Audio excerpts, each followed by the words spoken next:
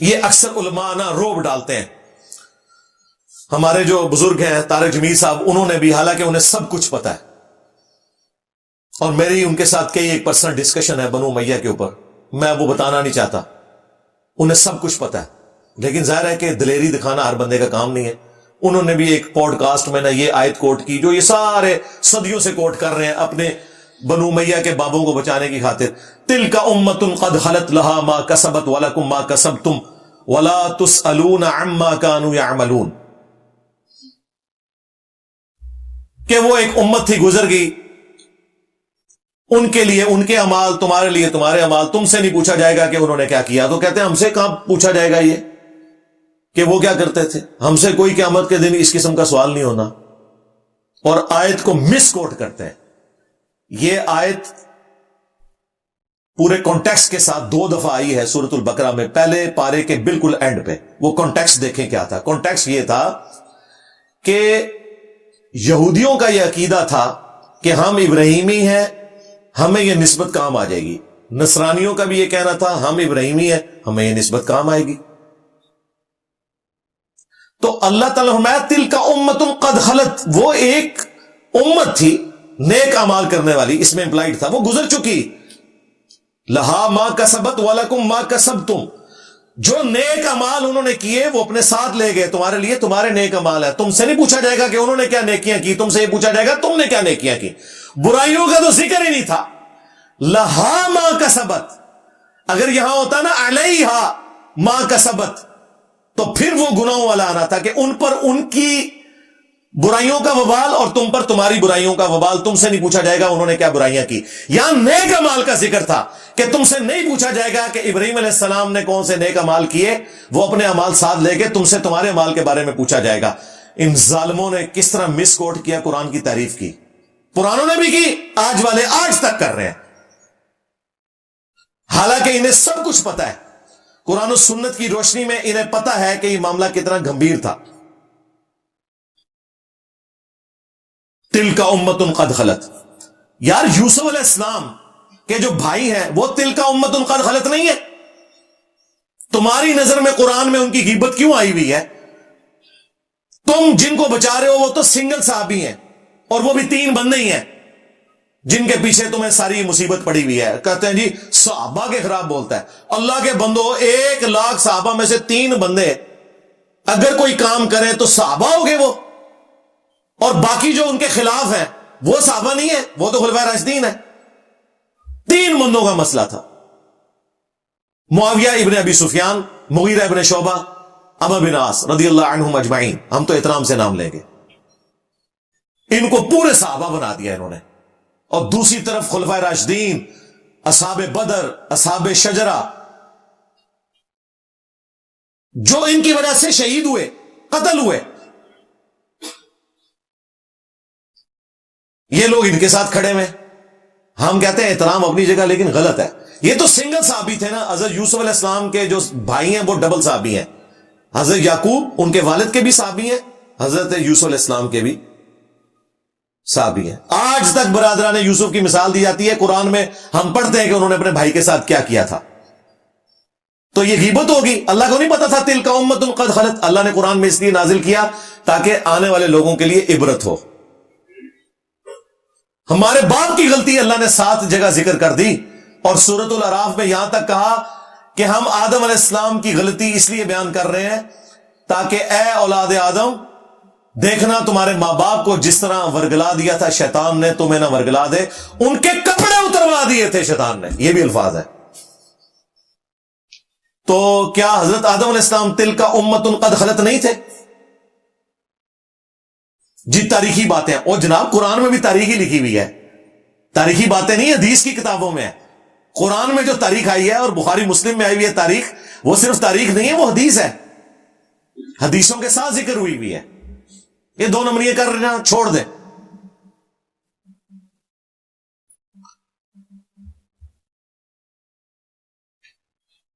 پھر اسی کانٹیکسٹ میں جو غدیر خم کی حدیث ہے، صحیح مسلم میں اوپر تلے 4 احادیث. نبی الاسلام نے اپنی وفات سے 3 مہینے پہلے خطبہ دیا، آلموسٹ مکے سے مدینے آتے ہوئے، خم نامی ایک گاؤں میں. الفاظ ہی کنکلوڈنگ ہے. اے لوگوں آگاہ ہو جاؤ، میں بھی ایک انسان ہوں، قریب ہے کہ اللہ کا قاصد یعنی موت کا فرشتہ میرے پاس آئے اور میں اس کی دعوت قبول کر لوں. میں اپنے بعد تم میں دو بھاری چیزیں چھوڑ کے جا رہا ہوں. ان میں سے پہلی چیز اللہ کی کتاب ہے، اس میں ہدایت ہے، اس میں نور ہے. تم اللہ کی کتاب کو پکڑو، اپنا تعلق اس کتاب کے ساتھ مضبوط کرو. اللہ کی کتاب اللہ کی رسی ہے، جو اسے پکڑے گا ہدایت پر ہوگا، جو چھوڑ دے گا گمراہ ہو جائے گا. وَاعْتَصِمُوا بِحَبْلِ اللَّهِ جَمِيعًا وَلَا تَفَرَّقُوا. یہ ہے اللہ کی رسی. جو یہ کہتے ہیں جی وہ رسی میں اتنے بل ہوتے ہیں، ایک بزرگوں کا بل ہے، ایک فلاں کا بل ہے، اور لے جاؤ. اللہ کے نبی کہہ رہے ہیں قرآن اللہ کی رسی ہے. تہاڈی تشریحاں، تہاڈیاں تفسیراں تہاڈے منہ تے. پھر فرمایا دوسری بھاری چیز میرے اہل البیت ہیں. میں اپنے اہل البیت کے معاملے میں تمہیں اللہ کا خوف دلاتا ہوں. میں اپنے اہل البیت کے معاملے میں تمہیں اللہ کا خوف دلاتا ہوں. یہ جملہ آپ نے 3 دفعہ فرمایا، یعنی میرے بعد ان کے ساتھ حسن سلوک کرنا.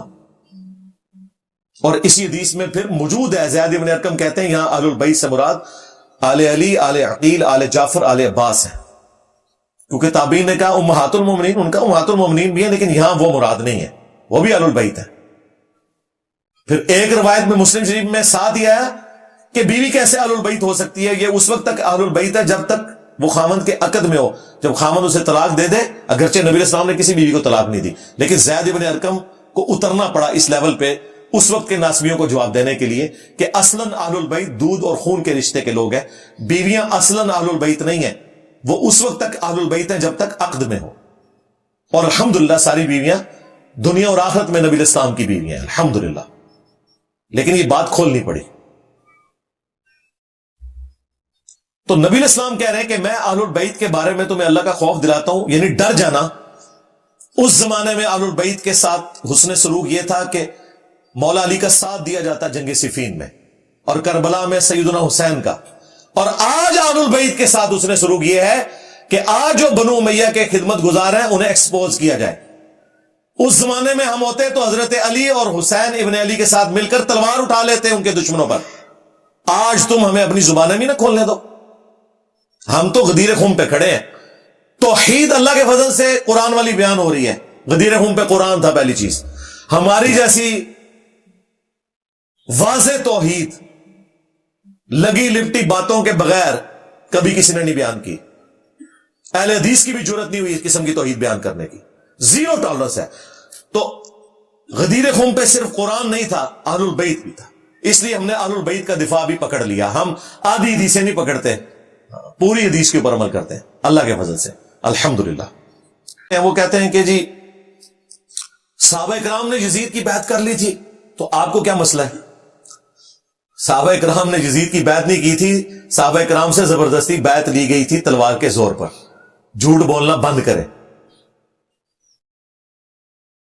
اگر آپ کو یقین نہ آئے تو 2018 میں جو کچھ ہوا پاکستان میں، زبردستی ایک بندہ مسلط ہوا ہم پہ اسٹیبلشمنٹ کے گن پوائنٹ کے اوپر، اور پھر سٹوری ریپیٹ ہوئی 2024 میں ایک اور بندہ اسٹیبلشمنٹ کے گن پوائنٹ پہ ہم پہ مسلط ہو گیا.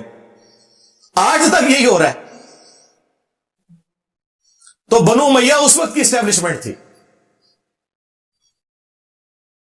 تلوار کے زور پہ سب کچھ ہوا. نہیں یقین آتا بخاری شریف کھول لیں. صحیح بخاری میں 4827 نمبر حدیث ہے. مروان بن حکم مدینے کے ممبر پہ مسجد نبوی پہ حضرت معاویہ رضی اللہ تعالیٰ عنہ کی طرف سے گورنر بن کے اناؤنسمنٹ کر رہا ہے خطبے میں کہ اللہ تعالیٰ نے امیر المومنین کو یہ بات سجھائی ہے، وہ امت کے وسیع تر مفاد میں، یعنی کہ اے میرے عزیز ہم وطنوں، وہ امت کے وسیع تر مفاد میں اپنے بعد اپنے بیٹے کو خلیفہ نامزد کرتے ہیں. یہ وہ تقریر کر رہا تھا. امام بخاری نے اگلے جملے نقل نہیں کیے، وہ بڑے سخت ہے، لیکن اس کے بعد جو کچھ ہوا وہ نقل کیا. وہ اگلے جملے کیا تھے وہ میں بعد میں بتاتا ہوں آپ کو. اگلے جملے جو امام بخاری نے نقل کیے وہ یہ تھے کہ وہاں حضرت ابو بکر کا بیٹا کھڑا ہوا اور اس نے کچھ بات وہاں پہ کہہ دی. وہ کیا بات کی وہ پھر امام بخاری نے سکپ کر دی.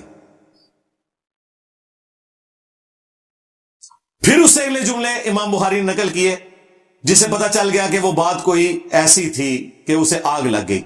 مروان نے کہا گرفتار کرو اسے، پکڑ لو اس کو. وہ فوراً سے مسجد نبوی میں ایڈجسٹنٹ جو حجرہ عائشہ تھا جہاں ان کی بہن موجود تھی وہاں داخل ہو گئے. اور یہ پاکستان کے کیس میں جو سگا بھائی ہے نا یہ وہ تھے, یعنی حضرت ابو بکر کی وہ بیوی جو حضرت عائشہ کی والدہ تھی وہی ان کی بھی والدہ تھی عبد الرحمن بن ابی بکر کی. یہ سگے بہن بھائی تھے. ان کے پاس چلے گئے. اب ظاہر مروان یہ کام نہیں کر سکتا تھا, مسلمانوں نے پھر احتجاج کرنا تھا کہ یہ کیا حرکت کر رہے ہو. باہر سے اس نے کہا اوے ابو بکر کے بیٹے تیرے بارے میں قرآن میں آیت نازل ہوئی تھی نا کہ یہ کافر کہتا ہے کہ میرے ماں باپ جو مجھے یہ کہتے ہو کہ مرنے کے بعد دوبارہ زندہ کیا جاؤں گا, یہ اگلے لوگوں کی کہانی ہے. ابو بکر کے بیٹے کہ تیرے بارے میں قرآن میں آیت نازل ہوئی تھی. توبہ توبہ. یہ بنو امیہ کے خدمت گزار, یہ ہے گستاخان خلفائے راشدین. جب اس نے یہ بات کی تو سیدہ عائشہ اندر تڑپ اٹھی. انہوں نے کہا اس کو خاموش ہو جا, آل ابی بکر کے بارے میں کوئی قرآن کی آیت نازل نہیں ہوئی سوائے جو میری برات میں سورہ نور کی آیات نازل ہوئی تھی جب مجھ پہ جھوٹی تہمت لگائی گئی. بخاری میں اتنا آتا ہے, المستدرک للحاکم میں اور المعجم الکبیر طبرانی میں اور باقی کتابوں میں اس روایت کی فلنگ ان دا بلینکس موجود ہے, جو اللہ کے فضل سے حافظ ابن کثیر نے سورۃ الاحقاف کی آیت نمبر 17 جو کوٹ کی تھی مروان نے غلط, اس کے کانٹیکسٹ میں وہ سارے ترک ایک جگہ جمع کر دیے, لہذا بریلوی دیوبندی اہل حدیث تینوں کو کوئی اعتراض نہیں ہوگا. وہ فل ان دا بلینک یہ تھی کہ اس وقت مروان نے یہ کہا کہ ابو بکر نے بھی تو عمر کو خلیفہ نامزد کیا تھا نا, تو حضرت معاویہ اپنے بیٹے یزید کو بنانا چاہتے ہیں. دیکھو کیا ان کی اینالوجی دیکھیں, تو وہ اس پہ حضرت ابو بکر کا بیٹا کھڑا ہوا تھا کیونکہ ظاہر ہے اس نے کہا کہ بنانا تھا تو مجھے بناتے ہیں نا, مجھے تو نہیں بنایا, تو کون سی مشرق سے اٹھا کے مثال مغرب میں پھینک رہا ہے. اور جو کہا نا اس نے کچھ کہا امام بخاری نے وہ یہاں ہے کہ انہوں نے کہا کہ تیرا امیر المومنین معاویہ سیدھی طرح کہ ابو بکر اور عمر کے راستے پہ نہیں چل رہا, وہ کیسر و کسرا کے راستے پہ چل رہا ہے. اب یہ بہت بڑی گالی تھی ان کے لیے تو کہ وہی جو ہے وہ بادشاہت آ گئی یہاں پہ. اس میں بھی اس نے کہا پکڑو انہوں. اور حجرے میں اما عائشہ کے اور الفاظ تھے جو امام بخاری نے نقل نہیں کیے, وہ یہ تھے کہ مروان تیرے بارے میں نبی الاسلام نے فرمایا تھا کہ حکم پہ لعنت, اس کی اولاد پہ لعنت, تو اپنے باپ کی پشت میں تھا جب باپ بیٹا دونوں پہ اللہ کے نبی نے لعنت فرمائی تھی. مجھے بتائیں جب یہ والی صورتحال ہو کہ حضرت ابو بکر کے بیٹوں کو بھی اپنی جان بچانی پڑے تلوار کے زور پہ, اپنی وفات سے 4 سال پہلے ایک بندہ اپنے بیٹے یزید کے لیے بیعت لے رہا ہے, تو آپ یہ کہیں گے صحابہ نے بیعت کر لی ہے؟ کہتے ہیں جی ابن عمر نے بیعت کر لی تھی. ایون واقعہ ہررا کے بعد جب لوگ یزید کی بیعت توڑ رہے تھے تو وہ لوگوں کو جا کے سمجھاتے تھے. جی بخاری مسلم ہے, سرکار وہ ہمارے سٹوڈنٹس کو سمجھا رہے تھے. اگر ابن عمر اس زمانے میں سمجھا رہے تھے تو کسے سمجھا رہے تھے؟ اپنے لیول کے لوگوں کو, صحابہ اور تابعین کو. اور اس صحابی کا نام بھی آیا ہوا ہے عبداللہ ابن مطیع رضی اللہ تعالیٰ عنہ, جنہوں نے کہا کہ اب کیا رہ گیا ہے, یزید کی بیعت توڑیں اہل مدینہ. تو ابن عمر ان کو ملنے کے لیے گئے اور کہا کہ میں تمہیں حدیث سنانے کے لیے آیا ہوں کہ جو خلیفہ وقت کی بیعت کے بغیر مرا وہ جاہلیت کی موت مرا. وہ کہتے ہیں جی ابن عمر نے چونکہ بیعت کر لی تھی, وہ بھی مجبوراً کی تھی انہوں نے, وہ جس طریقے سے کی تھی, انیشلی تو انکار کیا تھا. دوسرا ابن عمر جب یہ بات کر رہے تھے تو وہ یہ بھول گئے کہ حضرت علی کی بیعت تو ابن عمر نے خود نہیں کی ہوئی تھی, تو اس وقت وہ جاہلیت پہ تھے. یہ لاجیکلی ان کی بات درست نہیں تھی, ورنہ تو خود اس فتوے کی زد میں آ رہے تھے. ہم تو عبداللہ ابن مطیع اور باقی لوگوں کے ساتھ ہیں, ابن عمر کا یہ موقف غلط تھا.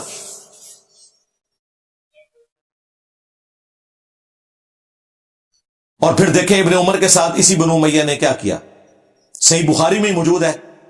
انہیں حج میں احرام کی حالت میں پاؤں میں زخم کیا گیا ایک نیزے کے ذریعے جو زہر آلود تھا, اسی میں وہ شہید ہو گئے. اور آخری دنوں میں حجاج ابن یوسف ان کی جب عیادت کے لیے آیا تو بخاری کے الفاظ ہیں, اس نے پوچھا کہ حضرت مجھے پتا چل جائے نا آپ کا قاتل کون ہے تو میں اسے نہیں چھوڑوں گا. انہوں نے کہا میرا قاتل وہ ہے جس نے احرام کی حالت میں نیزے اور تلواریں لانے کی اجازت دی ہے, جس میں اجازت ہی نہیں ہے, آپ نے خالی ہاتھ آنا ہے, یعنی کہ تو دیکھیں بنو امیہ ہی قاتل بنی خود ابن عمر کی. اسی لیے آخری وقت میں جا کے ابن عمر کو اندازہ ہو گیا کہ یہ لوگ ڈی ٹریک ہیں. المستدرک للحاکم میں یہ حدیث موجود ہے، مجموع الزوائد میں موجود ہے. امام حیثمی جو ابن حجر اسقلانی کے استاد ہیں، انہوں نے مجموع الزوائد میں اس کی سند کو صحیح کہا کہ ابن عمر آخری عمر میں افسوس کرتے تھے اور وہ کہتے تھے کہ مجھے نماز روزہ چھوڑنے کے اوپر کوئی افسوس نہیں، میں نے اس طرح کا کوئی کام نہیں کیا سوائے ایک چیز کے کہ میں نے حضرت علی کے ساتھ مل کر فی باغیہ کے خلاف قتال نہیں کیا، اس باغی گروہ کے خلاف جو مجھے کرنا چاہیے تھا. کون سا باغی گروہ؟ جو بخاری میں ہے، عمار تجھے ایک باغی جماعت قتل کرے گی، تو انہیں اللہ اور جنت کی طرف بلائے گا، وہ جماعت تجھے جہنم کی طرف بلائے گی. یعنی حضرت علی کی جماعت کو نبی علیہ السلام نے جنت کی طرف بلانے والی جماعت اور ان کے مخالفین کو جہنمی جماعت نہیں کہا، جہنم کی طرف بلانے والی، کیونکہ خلیفۃ المسلمین کی مخالفت. یہ ایک الگ سے ٹاپک ہے، میری کئی ایک ویڈیوز ہیں، وہ پچھلی والی ویڈیو دیکھ لیں، پچھلے محرم والی، کربلا کیوں ہوئی. تو آپ یہ دیکھیں، یہ بالکل واضح احادیث ون سائیڈڈ مقدمہ پیش کر رہی ہیں. جن ابن عمر کی بنیاد کے اوپر انہوں نے اتنا ہنگامہ کھڑا کیا ہوا تھا، وہ ابن عمر تو آخری وقت میں اپنے پرانے اعمال کے اوپر شرمندہ ہے اور یہ کہہ رہے ہیں جی ابن عمر نے یزید کی بیعت کر لی تھی. جو مخالفین تھے ابن عمر کے وہ بھی صحابہ اور تابعین تھے، ان کی رائے کا کوئی احترام نہیں کرتے. یعنی میٹھا میٹھا ہاپا ہپتے کوڑا کوڑا تھو تھو، اسی کے اوپر کہا جاتا ہے. اسی کانٹیکسٹ میں بخاری میں ایک حدیث ہے، حضرت عمر نے پہلے ہی پیش گوئی کر دی تھی، 6830. حضرت عمر نے جب آخری حج اپنا کیا، اس کے بعد ان کو اگلا سال نصیب نہیں ہوا، تو وہاں منا میں حضرت عمر تک کسی نے یہ بات پہنچائی کہ لوگ یہاں چیما گوئیاں کر رہے ہیں کہ جب عمر مر جائے گا تو ہم فلاں شخص کو اپنا خلیفہ چن لیں گے. حضرت عمر کو اتنا غصہ آیا، انہوں نے کہا میں ادھر ہی خطبہ دوں گا کہ مسلمانوں کے مشورے کے بغیر انہوں نے پہلے ہی طے کر لیا کسے خلیفہ بنانا ہے. تو عبد الرحمن بن عوف نے کہا کہ حضرت یہاں ہر طرح کے لوگ آئے ہیں، آپ مسجد نبوی میں جا کے خطبہ دیں. یہ چند لوگوں کے سامنے بات ہوئی ہے، آپ اس کو عام نہ کریں. اور میں دعوے سے کہتا ہوں کہ اگر یہ یوٹیوب پہ کلپ آیا ہوتا نا اس زمانے میں، تو حضرت عمر نے اسی ٹائم یوٹیوب پہ کلپ اپنا چڑھانا تھا، ریپلائی ٹو کر کے. خیر مدینہ شریف آئے، ابن عباس کہتے ہیں کہ میں ممبر کے اتنے قریب تھا کہ میرا گھٹنا ٹچ کر رہا تھا اور میں ساتھیوں سے کہہ رہا تھا آج حضرت عمر نے پھٹے چک دینے نے، بڑے غصے نے، اور بڑا لمبا انہوں نے خطبہ دیا. اس میں یہ بھی الفاظ تھے کہ دیکھنا ابو بکر کی خلافت جس طریقے سے منعقد ہوئی وہ کیٹاسٹرافک کنڈیشن تھی، مستقبل میں اسے دلیل نہ بنایا جائے. یعنی حضرت عمر مانتے تھے کہ اس طریقے سے حضرت ابو بکر کو خلیفہ نہیں چنا جانا چاہیے تھا. لیکن وہ سعد ابن عبادہ اور جو باقی معاملات ہوئے سقیفہ بنی ساعدہ میں، وہ الگ سے ایک ٹاپک ہے. انہوں نے کہا کہ یہ مستقبل میں دلیل نہیں ہوگی، مسلمانوں کے مشورے کے بغیر کسی کو خلیفہ نہ چننا. حضرت عمر بھی حضرت ابو بکر نے صحابہ سے مشورہ کر کے، صحابہ نے کہا تھا کہ آپ نامزد کریں، اس کے بعد مشورہ ہوا ہے، یہ زبردستی مسلط نہیں کیا گیا. پھر حضرت عمر نے تو 6 رکنی کمیٹی بنائی، کیونکہ ان 6 سے بہتر لوگ کوئی نہیں تھے. بخاری میں موجود ہے یہ 6 لوگ وہ ہیں جن سے رسول اللہ اپنی وفات تک راضی رہے. تو سیدنا عمر رضی اللہ تعالیٰ عنہ نے کہا کہ حضرت ابو بکر کی خلافت کو دلیل نہ بنانا. یاد رکھنا جب بھی مسلمانوں کے مشورے کے بغیر کسی کو خلیفہ چنا گیا تو اس کا انجام قتل و غارت ہوگا. یہ قتل و غارت ہوئی ہے. یہ کہتے ہیں جی یزید خلیفہ وقت تھا تو حضرت حسین نے بغاوت کی ہے، نعوذ باللہ. جو خلافت قائم ہی نہ ہو اس کے بارے میں یہ کہنا اس کے خلاف خروج ہوا ہے. یعنی مزارات جو بنانے ہی حرام تھے اسے کہنا کہ مزارات شہید ہو گئے. مزار تو شہید نہیں ہوں گے، وہ بنانے ہی حرام تھے. مسلم شریف میں حدیث میں تو میں منع کرتا ہوں قبروں کو پکا کرنے سے، قبروں پہ عمارت بنانے سے اور قبروں پہ بیٹھنے سے. مجاور بن کے بیٹھنا بھی حرام ہے، ویسے بیٹھنا بھی حرام ہے. لہذا یہ کانسیپٹ بالکل کلیئر ہے.